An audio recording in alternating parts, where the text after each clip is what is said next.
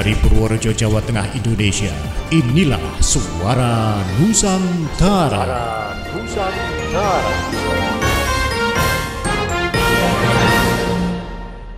Assalamualaikum warahmatullahi wabarakatuh. 11 September merupakan Hari Radio Nasional. Tentunya memberikan semangat bagi insan radio dan televisi untuk selalu berkarya yang terbaik. Merupakan kebanggaan bagi Irama FM dipercaya untuk memproduksi Suara Nusantara. Masukan dan saran tentu kami nantikan untuk perbaikan ke depan.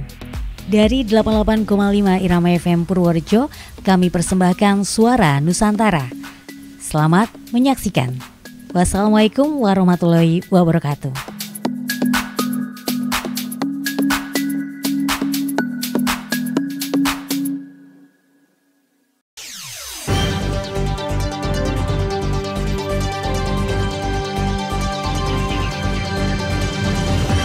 Dari Purworejo, Jawa Tengah, Indonesia, inilah Suara Nusantara. Suara Nusantara edisi ke-70 produksi Radio Irama FM Purworejo. Suara Nusantara disiarkan di banyak radio se-Indonesia di bawah naungan Asosiasi LPPL Radio dan Televisi Indonesia.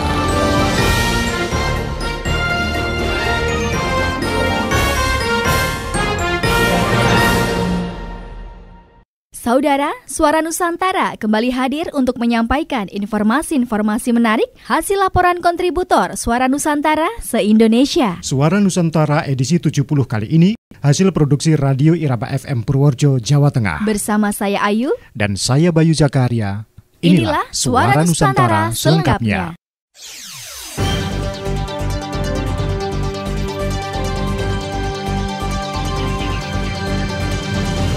Dari Purworejo, Jawa Tengah, Indonesia, inilah Suara Nusantara.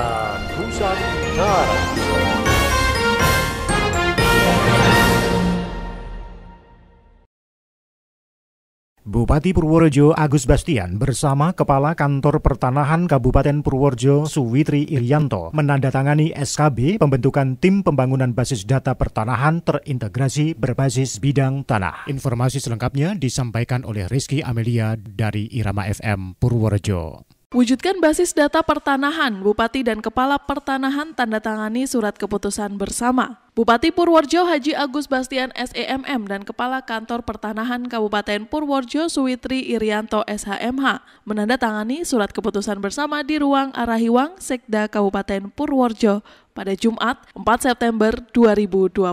SKB itu tentang pembentukan Tim Pembangunan Basis Data Pertanahan Terintegritas Berbasis Bidang Tanah Kabupaten Purworejo. Dalam sambutannya, Bupati berharap dengan adanya kerjasama Trisula atau kerjasama antar kantor pertanahan pemerintah daerah dan pemerintah desa akan mampu mewujudkan database pertanahan berbasis bidang tanah yang valid, lengkap, terintegrasi, dan terjaga keberlangsungannya di seluruh wilayah Kabupaten Purworejo. Dengan kerjasama yang baik antara ketiga komponen ini, Agus Bastian meyakini dan percaya jika target mewujudkan peta lengkap tahun 2025 dengan jumlah keseluruhan sebanyak 1 juta bidang tanah akan dapat tercapai. Dengan adanya kerjasama yang melibatkan kantor pertanahan, pemerintah daerah, dan pemerintah desa atau yang sering disebut Trisula akan mampu mewujudkan database yang valid atas bidang tanah lengkap dan terintegrasi dan terjaga keberlangsungannya di seluruh wilayah Kabupaten Purworejo.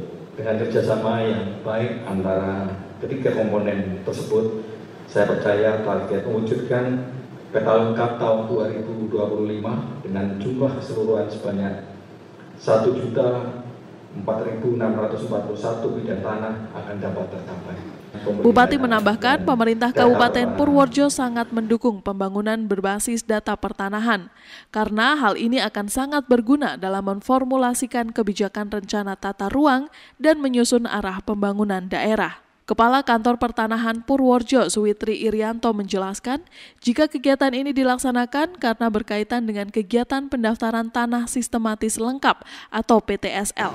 Upaya ini dipakai untuk mengisi kekosongan, dan jika ada kegiatan PTSL nantinya dapat segera dilaksanakan. Paling tidak diharapkan 80% kegiatan sudah dilaksanakan. Saudara, saya Rizky Amelia dari LPPL Radio Irama FM Purworejo melaporkan untuk Suara Nusantara.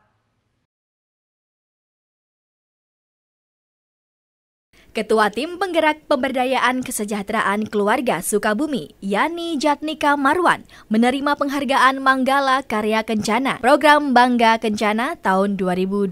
Berikut laporan Kamelia Norin dari Radio Citra Lestari Sukabumi.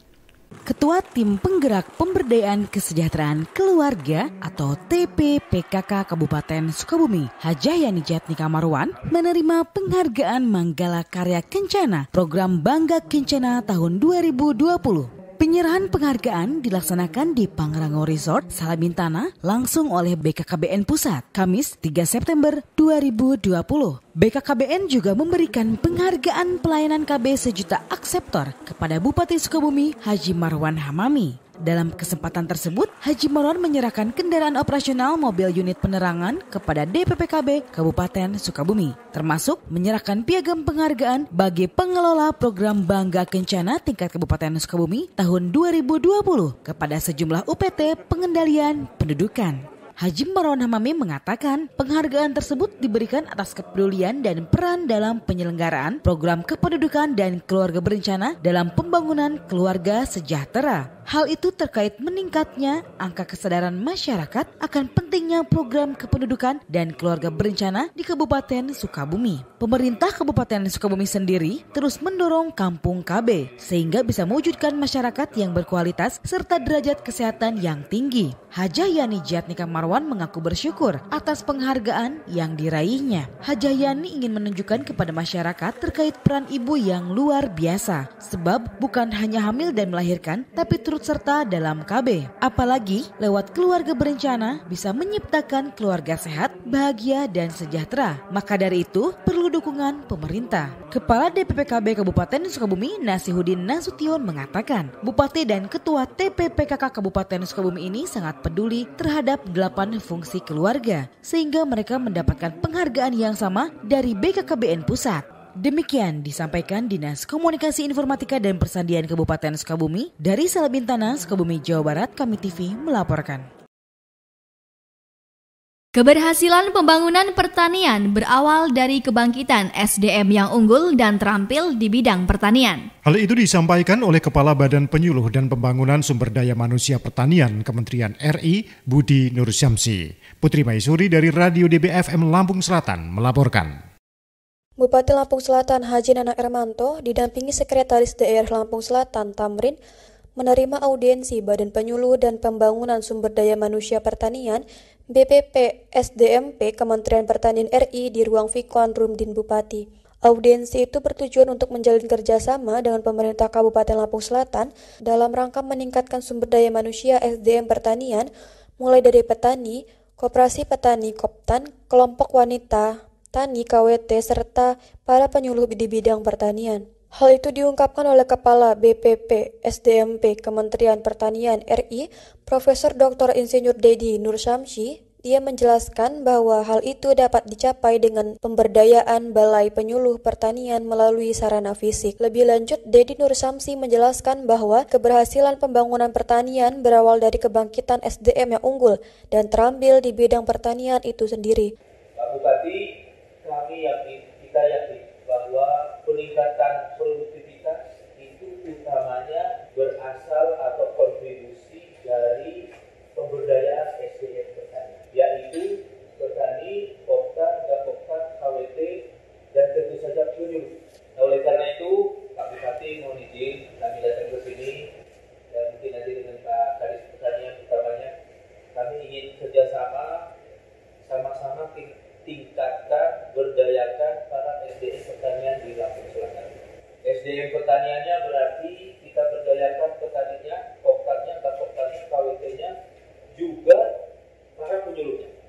Sedikit mengulas mengenai sejarah pada zaman Soeharto, Deddy Nursamsi menyebut bahwa Presiden Soeharto pernah mendapatkan penghargaan atas keberhasilannya mencapai swasembada pangan pada masa itu. Dengan dilakukannya pemberdayaan SDM petani itu, diharapkan mampu meningkatkan produktivitas pertanian dengan mengangkat 17 BPP di Kabupaten Lampung Selatan. Sementara Nanang Ermanto pada kesempatan itu menyambut baik tujuan dari kedatangan BPP SDMP. Nanang Ermanto menyebut bahwa Kabupaten Lampung Selatan mempunyai lahan seluas 16 hektar dan akan dimanfaatkan sebagai lahan pertanian dan telah menciptakan kebun edukasi sebagai lahan uji coba. Nanang Ermanto berharap dengan kedatangan tim BPP SDMP mampu meningkatkan swasembada ketahanan pangan di Lampung Selatan. Di BFM Radio, Putri Maisuri melaporkan.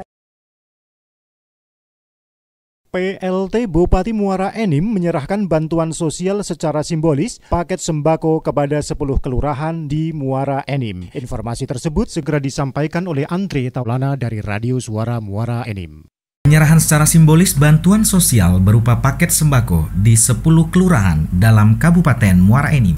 Pelaksana tugas Bupati Muara Enim Haji Juarsa Sarjana Hukum didampingi Sekretaris Daerah Insinyur Haji Hasanuddin MSI menyerahkan secara simbolis bantuan sosial berupa paket sembako kepada warga kurang mampu di 10 kelurahan dalam Kabupaten Muara Enim. Dalam sambutannya, PLT Bupati menyampaikan bahwa bantuan sembako ini bertujuan untuk meringankan beban warga masyarakat yang kurang mampu yang berdomisili di seluruh kelurahan Kabupaten Muara Enim. Secara simbolis pagi ini kita bagikan itu adalah pembagian sembako dampak COVID-19 ini. Kan sebanyak 7.790 yang terdiri dari 10 kelurahan. Andre Taulana, Suara Muara Enim Radio untuk Suara Nusantara. Wakil Bupati Bogor Iwan Setiawan mengharapkan peran aktif PKK dalam menangani penyebaran COVID-19. Informasi ini disampaikan oleh Inggar Prilda dari Tegar Beriman, Bogor. 11 kecamatan di Kabupaten Bogor berganti Ketua Tim Penggerak Pemberdayaan dan Kesejahteraan Keluarga atau TPPKK. Ke-11 Ketua PKK Kecamatan dilantik secara langsung oleh Ketua TPPKK Kabupaten Bogor, Halimatul Sadia Iwan Setiawan, yang bertempat di Ruang Serbaguna 1 Setda, Kabupaten Bogor. Dalam sambutannya, Ketua TPPKK Kabupaten Bogor, Halimatul Sadia Iwan Setiawan mengatakan, peran dan fungsi gerakan PKK bukanlah merupakan sesuatu hal yang berlebihan, karena tim penggerak PKK memiliki peran pendukung upaya pemerintah dalam mengembangkan kesejahteraan keluarga dan merupakan salah satu unsur pelaku pembangunan.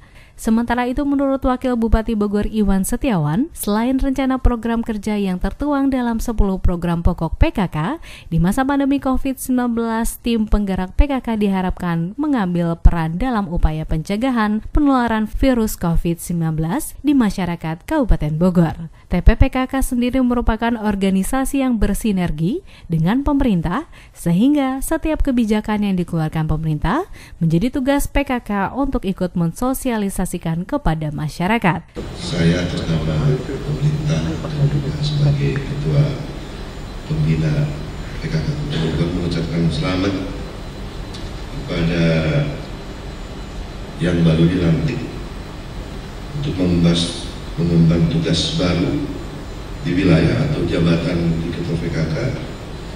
Jabatan ini tadi saya ngobrol dengan Pak Ade, antara kadang-kadang di satu sisi mata memandang bahwa jabatan PKK itu dianggap kata siapa perempuan kurang kerjaan. Padahal kalau saya tidak pernah bercanda di situ, karena saya pernah beberapa kali mengikuti Zoom meeting.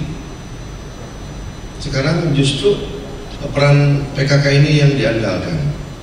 Untung saja PKK-nya sekarang tidak jual mahal, masih semangat. Padahal saya sebagai Wakil Ketua Gugus Tugas COVID Kabupaten Bogor itu untuk bagaimana mensosialisasikan program kegiatan, contohnya COVID aja, itu memerlukan dari peran serta jaringan PKK baik di tingkat kabupaten, kecamatan, atau tingkat desa. Itu penting. Selain membentuk desa aman COVID-19 dalam upaya penanganan pandemi wabah virus corona, pemerintah Kabupaten Bogor juga meminta pemerintah desa dan PKK ikut mensukseskan program membagikan 12 juta masker. Inggar Belda, Irfan Pratama, Rizky Agustiandi, Radio Tegar Beriman, melaporkan untuk Suara Nusantara. Bupati Sumedang Doni Ahmad Munir meresmikan Tugu 0 km di Jalan Pangeran Gesan Ulun, Sumedang. Tepatnya berada di pusat pertokoan perkotaan lingkungan Losmen Kelurahan Regol Wetan, Kecamatan Sumedang Selatan. Dilaporkan oleh reporter Iwan Ingki dari LPPL RKS Sumedang. Bupati Sumedang Doni Ahmad Munir meresmikan Tugu 0 km di Jalan Pangeran Gesan Ulun, Sumedang, tepatnya berada di pusat pertokoan perkotaan lingkungan Losmen, Kelurahan Regol Wetan, Kecamatan Sumedang Selatan. Tugu 0 km Sumedang dibangun dan berada di antara pusat pemerintahan alun-alun Sumedang dan pusat ekonomi Sumedang sebelah utara Sungai Cipeles. Pemkab Sumedang sudah mendeklarasikan sebagai kabupaten wisata. Semua tempat harus menjadi destinasi wisata. Semua orang yang pernah datang ke Sumedang bisa berfoto selfie di Tugu 0 km ini. Yang mau menikah melakukan prewedding di sini, memulai mengarungi samudera rumah tangga bersama pasangan dari nol. Bupati Sumedang Doni Ahmad Munir mengatakan bahwa titik 0 ini merupakan acuan atau marka tanah untuk menentukan jarak dari satu kota ke kota lainnya atau dari sebuah daerah ke daerah lainnya. Umumnya, tepat di titik 0 ini ditandai dengan bangunan, tugu atau patok. Hari ini bersyukur pada Allah bisa meresmikan Tugu 0 km Sumedang. Ini patokan jarak Sumedang dengan daerah lainnya. Misalnya dengan Bandung 45 km, nolnya di sini. Dengan Cirebon 90 km, nolnya di sini. Dan ini adalah sebuah sejarah dulu ketika pembangunan Jalan Anyar Panarukan, di mana penentuan 0 km dari sini. Jadi dulu itu setiap 40 kiloan itu ada semacam jarak antar daerah sebagai titik penggantian kereta kuda yang membawa logistik seperti itu. Namanya 0 km. Dan ini bagian dari Jalan Anyar Panarukan. Dan ada legenda Jalan Teras Pangeran yang banyak memakan korban jiwa. Pangeran Sumedang waktu itu Pangeran Kornel melawan Belanda, melawan penindasan. Dan alhamdulillah akhirnya Belanda dengan menggunakan kekuatan zeninya menyelesaikan Jalan Teras Pangeran ini. Harapannya bisa dipakai untuk ini sebagai pengingat, jadi patokan. Jadi masyarakat tahu, oh ini 0 kilometernya. Selama ini kita Sumedang ke Bandung berapa kilo? 45 kilo. Di Bremen 0 ya. Oh dari sini. Jadi 0 antar daerah itu di sini. Kedua bisa jadi tempat wisata untuk selfie, untuk prewedding dan sebagainya. Dan mengingat tentang perjuangan dulu membangun jalan ini. Ya. Demikian Iwan Ingkig melaporkan. Pekon Margosari, Kecamatan Pagelaran Utara, Kabupaten Pringsewu, Provinsi Lampung, menjadi desa pertama di Indonesia yang menerapkan pembelajaran jarak jauh menggunakan Abdi Patriot 3-on. Berikut laporan Anton Hapsara dari Radio Rapemda Pringsewu, Lampung. Pekon Margosari, Kecamatan Pagelaran Utara, Kabupaten Pringsewu, Provinsi Lampung, menjadi desa pertama di Indonesia yang menerapkan sistem pembelajaran jarak jauh PJJ Abdi Patriot 3-on. Hal tersebut seiring dengan telah dilaksanakannya uji coba sekaligus launching PJJ Abdi Patriot 3-on oleh Bupati Pringsewu Sujadi di SD Negeri 2 Margosari, Kecamatan Pagelaran Utara, Kabupaten Pringsewu, Kamis 27 Agustus lalu.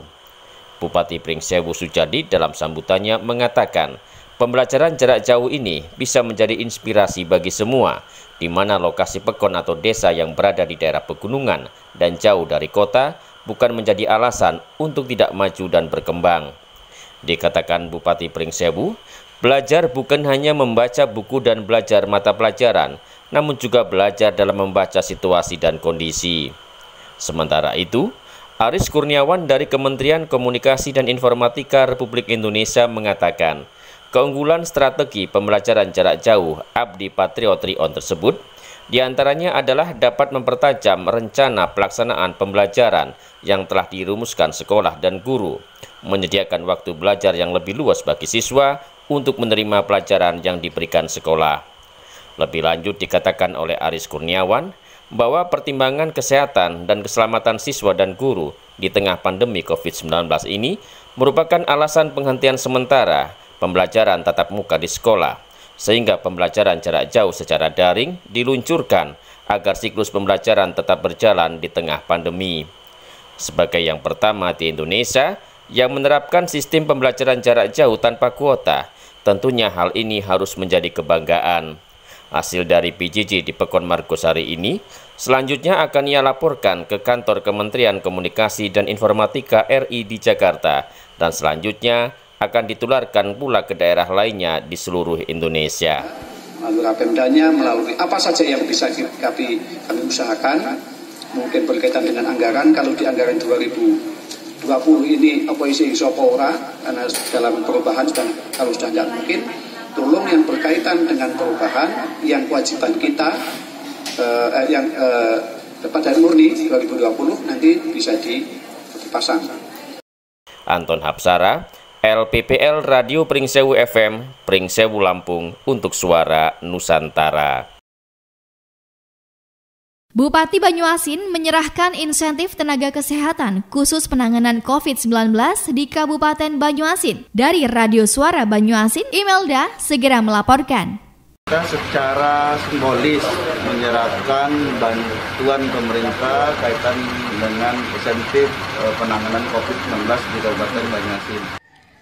Bupati Banyuasin Haji Askolani didampingi Wabub Haji Slamet menyerahkan bantuan insentif bagi tenaga kesehatan yang bertugas khusus dalam penanggulangan COVID-19 di Kabupaten Banyuasin. Dana yang dikucurkan senilai 7,1 miliar rupiah untuk 629 orang tenaga kesehatan. Penyerahan secara simbolis dilaksanakan di Auditorium Pemkab Banyuasin Senin 7 September 2020 dan diikuti perwakilan para dokter, perawat, dan tenaga medis lainnya.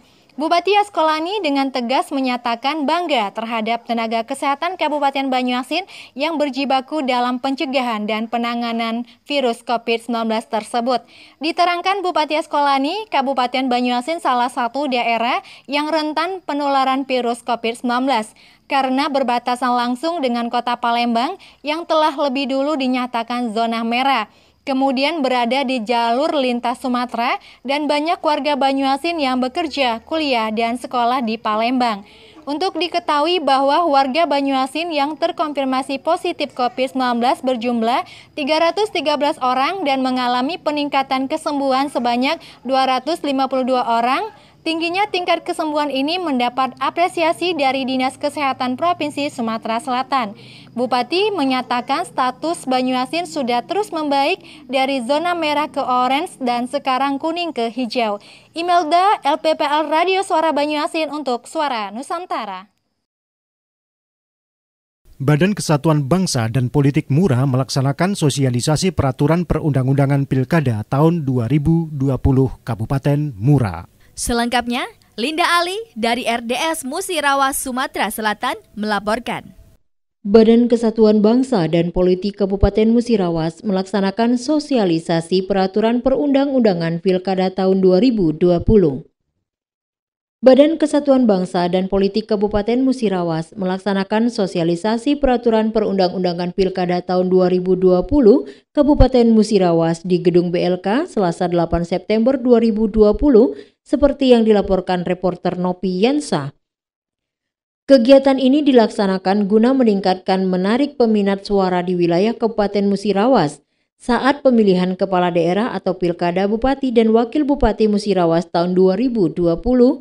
Kepala Kesbangpol Kabupaten Musirawas Amran menjelaskan, sosialisasi ini bertujuan menguatkan strategi peran pemerintah Kabupaten Musirawas dalam mensukseskan Pilkada Bupati dan Wakil Bupati tahun 2020.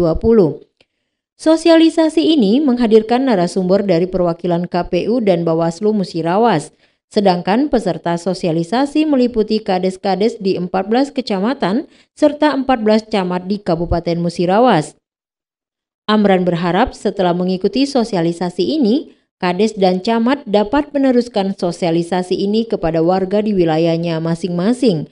Dengan mensosialisasi yang berantai ini nantinya target Kesbangpol dalam Pilkada yakni 77,5% masyarakat Kabupaten Musirawas menggunakan hak suaranya dapat tercapai. Linda Ali, Radio Darussalam Sempurna melaporkan.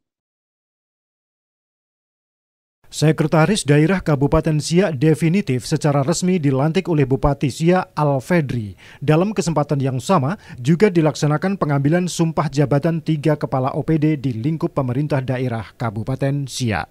Dilaporkan oleh reporter Desi dari LPPL Radio Pemkab Siak, Riau. Sekretaris Daerah Kabupaten Siak definitif Haji Arfan Usman diambil sumpah jabatan dan resmi dilantik oleh Bupati Siak Al-Fedri pada Selasa 8 September 2020 di Ruang Raja Indra Pahlawan. Selain itu sekaligus juga dilaksanakan pelantikan 3 kepala OPD di lingkup pemerintah daerah Kabupaten Siak. Di antaranya Kepala Disduk Capil Hasmijal, Kepala Badan Keuangan Daerah Muzamil, dan Kepala Dinas Sosial Wan Idris. Bupati Siak yang ditemui usai pelantikan memberikan arahan serta instruksi agar tugas serta amanah yang diberikan dapat dilaksanakan dengan optimal serta meningkatkan kinerja dalam mencapai rencana strategis melakukan terobosan inovasi program kerja. Dan keuangan daerah ya dengan harapan tuh sekretaris daerah ini dengan pimpinan OPD yang baru dikukuhkan bisa menjalankan amanah dan tugas pokok dan fungsinya secara baik sesuai dengan kepercayaan yang diberikan kepada mereka sesuai dengan peraturan perundang-undangan yang berlaku. Kita harapkan di ke depan kinerja di setiap daerah semakin baik, termasuk OPD-OPD lain dalam rangka mencapai rencana strategis dari OPD-nya masing-masing. Sementara itu, Sekretaris Daerah Kabupaten Siak yang ditemui oleh tim liputan radio pemerintah Kabupaten Siak usai menerima ucapan selamat mengatakan, kesiapan dirinya dalam melaksanakan amanah dan program kerja pemerintah daerah sesuai dengan aturan dan ketentuan yang telah ada sebelumnya. Mantan Kepala Dinas Kominfo Kabupaten Siak ini lebih lanjut menjelaskan, jabatan Sekda berperan strategis mendukung dan melaksanakan jalannya roda pemerintahan daerah Kabupaten Siak, mengimplementasikan visi misi Kabupaten Siak. Kedepan tugasnya sebagai Sekda tidaklah mudah, ditambah lagi dengan mendekati masa pelaksanaan pilkada. Arfan Usman akan berupaya objektif, terutama dalam menjalankan aturan dan undang-undang netralitas ASN. Yang jelasnya seperti apa yang jadi amanat Bapak Bupati Siak, bahwa tugas di awal ini adalah tugas berat bagi seorang Sekda yang dilatih hari ini. Saya jelasnya melaksanakan apa yang sudah digariskan sebelumnya. Artinya saya tidak akan membuat kebijakan-kebijakan baru. Saya hanya melanjutkan apa saja hal-hal yang sudah dilaksanakan oleh pejabat yang sebelumnya melalui visi misi Kabupaten Siak yang sudah berjalan itu saja. Yang tugas apa? Bagaimana?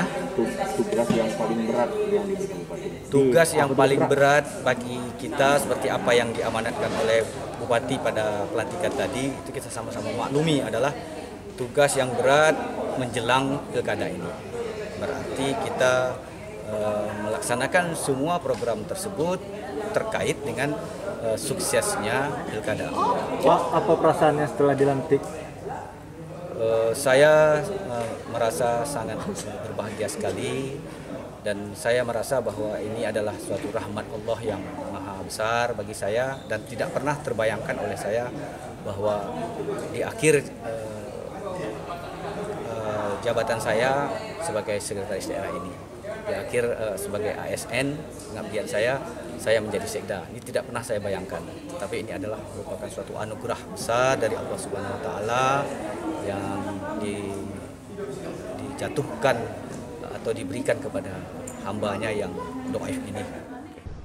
Hadir pada pelantikan tersebut Asisten Administrasi Umum Sekretaris Daerah Provinsi Riau Syahrial Abdi, Ketua dan Wakil Ketua DPRD Kabupaten Siak, unsur Forkopimda, para asisten staf ahli Bupati, pimpinan OPD, Ketua Lembaga Adat Melayu Riau Kabupaten Siak, pimpinan BUMD dan Perbankan, Ketua Dharma Wanita Kabupaten Siak, para camat se-Kabupaten Siak, serta tokoh masyarakat dan agama.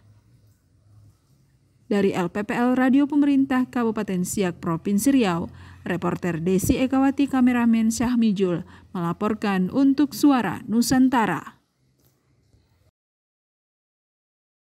Gigih Basokayadi resmi menjadi pengganti antar waktu anggota DPRD Kabupaten Kebumen periode 2024. Dilaporkan oleh reporter dari Tim Liputan Ratih TV, Kebumen. Gigih Basokayadi, politisi Partai Demokrasi Indonesia Perjuangan (PDIP), resmi menjadi pengganti antar waktu anggota DPRD Kabupaten Kebumen periode 2024. Gigih menggantikan Dalyono yang meninggal dunia pada 11 Mei 2020 lalu.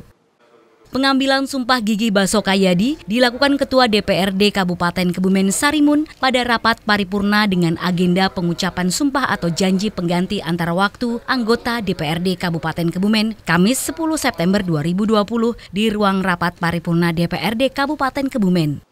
Keputusan pengangkatan Gigih berdasarkan keputusan Gubernur Jawa Tengah nomor 170/42 tahun 2020 ditetapkan pada tanggal 4 September 2020. Bupati Kebumen Kiai Haji Yasid Mahfudz yang hadir dalam kesempatan tersebut menyampaikan dengan pengangkatan pengganti antar waktu anggota DPRD Kabupaten Kebumen ini diharapkan akan memperkuat kerjasama yang baik dan sinergis antar anggota DPRD maupun dengan pemerintah Kabupaten Kebumen serta bersama-sama membangun dan memajukan Kabupaten Kebumen. Hadir dalam kesempatan tersebut, para wakil ketua dan anggota DPRD Kabupaten Kebumen dan anggota DPRD Provinsi Jawa Tengah yang juga merupakan Ketua DPC PDIP Kabupaten Kebumen Saiful Hadi. Selain itu, hadir di ruang rapat paripurna DPRD anggota Forkompimda serta Sekda Kebumen Ahmad Ujang Sugiono. Dari Kebumen, Tim Liputan Ratih TV memberitakan. Saudara, Suara Nusantara edisi 70 telah Anda ikuti. Produksi Irama FM Purworejo. Nantikan kembali kehadiran Suara Nusantara pekan depan di radio dan televisi kesayangan Anda. Sampai jumpa.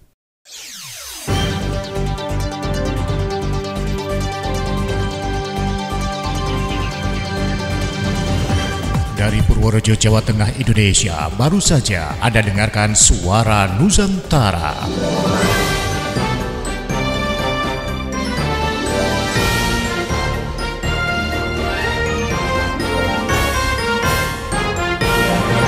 Suara Nusantara edisi ke-70 produksi Radio Irama FM Purworejo. Suara Nusantara disiarkan di banyak radio dan televisi se-Indonesia di bawah naungan Asosiasi LPPL Radio dan Televisi Indonesia.